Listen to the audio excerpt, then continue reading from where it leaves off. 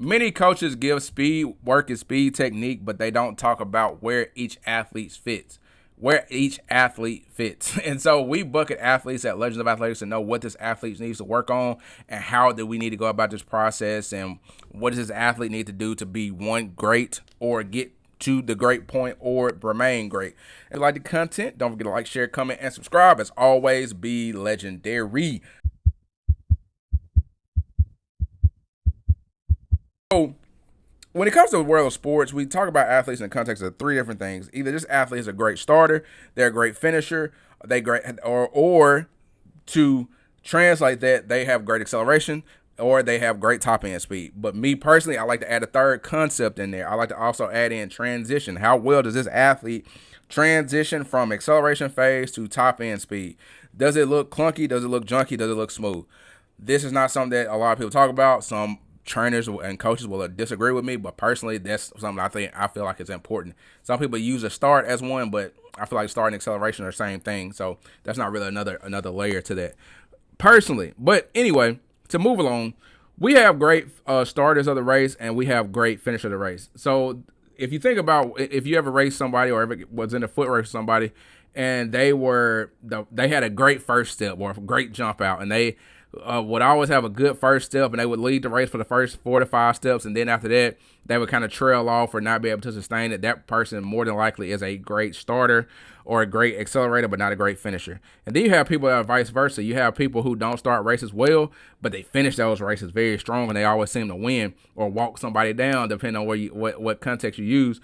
Those people are what we would call they have great top end speed in order to recover and close ground pretty fast. And so whenever we're training athletes, we want to know where does this athlete sit in regards to those buckets. What do we need to work on in this offseason to make this athlete great? Some coaches say stick to the strong points, make those strong points stronger. Some coaches say go to the weak points, make the weak stronger so that the athlete is overall better. Me personally, I say let's work on everything, focusing on what can make this athlete better. What does this athlete have the potential to do to take them from from step 1 to step 2, step 3, 4, 5, 6, etc., etc.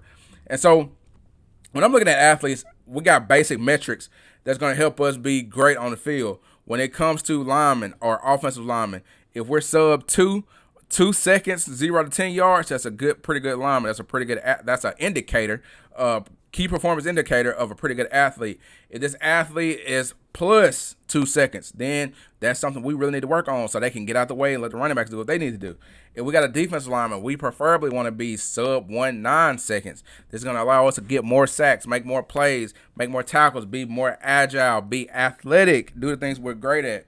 And if we're a skill player, we want to be sub 1.8. These are my basic high school metrics that I use to say, hey, these are things that have been successful for guys in the past, and these are things that we have continued to do that make our guys presently and currently continue to be successful. And so I want to show you 3 athletes real quick from my handy dandy computer that we're working with. And this is a chart that I made. You can make your own chart. Mine is not that fancy. I really don't care, but it's a chart for y'all to see the whole point of what I'm talking about. So we ain't got to go crazy on the graphics. And if anybody out there wants to help me with graphics, hey, be my guest. But anyway, we got 3 different athletes here. We got a multitude of athletes over here that I want to talk about, but 3 athletes in particular I'm going to highlight for the context of this video. And I know everybody, so I had to black their names out because that's a HIPAA violation if I do not.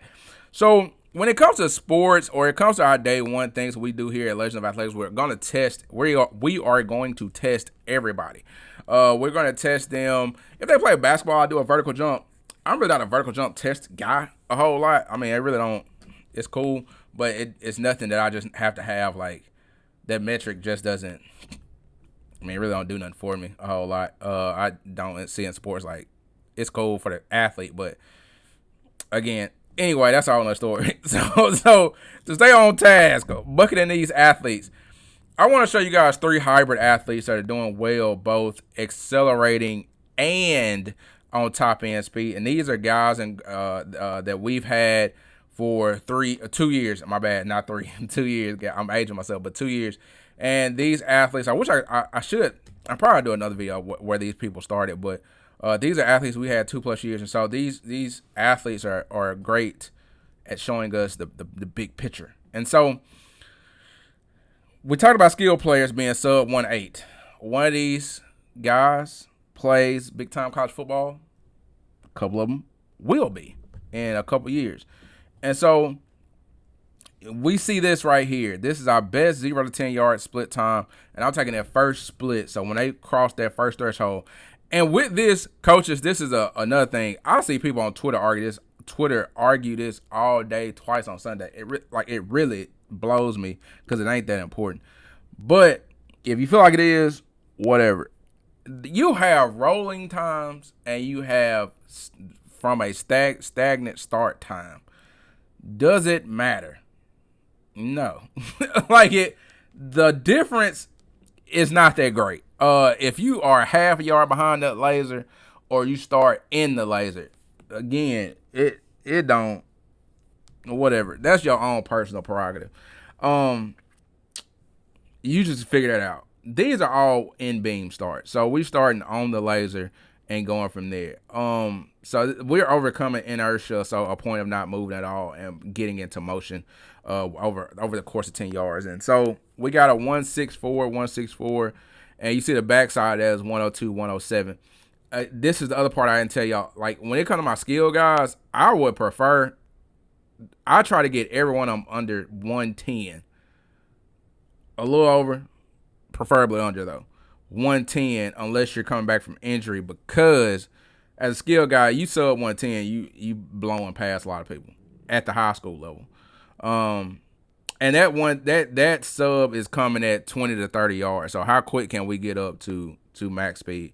Now you will see the bigger the engine, the more time they need to get up to that max speed. Because even though I got best mile per hour over here, that's best in 20 yards. So a 20-yard fly with a 10-yard lead in. Next, you see this athlete 173 and sub 0.98 or sub 1 second here on that. And this guy hit this at 20 to 30 yard mark. So a lot of your athletes, especially in high school, you're going to see them max out at 20 to 30 yards. Just again, this goes to how you have your test set up, 1, and then 2, does this athlete run through the line? Running through the line makes a huge difference, believe it or not, versus kind of cutting the engine off or coasting before you get to the line. And a lot of my guys too, once we start getting to that point where I'm like, hey, you're getting close to that 20, you're getting close to that magic group, they want to go a little bit harder. So these are hybrid athletes. What do you do with these athletes? Don't mess up the food. Don't put onions in the potato salad. And if you got an athlete that's above that, it's simple. If they are +1, if they're at 1.9 and they're a skill guy, you need to work on acceleration a lot in the offseason. So a lot of 0 to 20 yard runs, 0 to 10, 0 to 30s, up to 40. And if you got a guy that is a great starter but weak finishing, then we need to work on that backside so that max velocity work, so that 60-plus yard work, 50-plus yards, 100 yards sprints, things like that. And that's making it as basic as possible. It does get a little more difficult. And if you got somebody that's not good at either one, man, get in that weight room and get strong, because that's what the body does. You don't need no yoga, no sauna, no magic tablets. You need to get in the weight room and get strong. And so that's just basically trying to make this as simple as possible. Again, it can get complex, but most of y'all in high school, keep it simple. Don't go crazy. Keep it simple. Get strong. Get out there, sprint. Get fast. And from there, the sky's the limit. Things going to work out for you and get better. And so if you have any questions, email legendofathletics19@gmail.com or message me on whatever platform you see this on. If you like the content, don't forget to like, share, comment, subscribe. If you would like a program or anything like that, hit me up. And so I hope you like it. I hope this is informal or gave you a lot of great information. And as always, be legendary.